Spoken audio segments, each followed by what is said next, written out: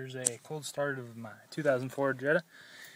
It's only about maybe upper 40, so it's not really that cold, but it's been sitting for about 6 hours, so it should be cooled down enough.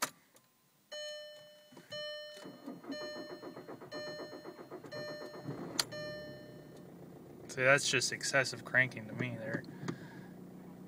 I replaced the crank sensor and it actually seems to be getting worse, so I don't know what the deal is. I hear there's a repair kit for the wiring harness. I'm going to be looking into that pretty soon here. But as you can hear, that's pretty excessive for starting at that temperature. I mean, it should start up instantly like the other 2004 Jetta I have. Yeah.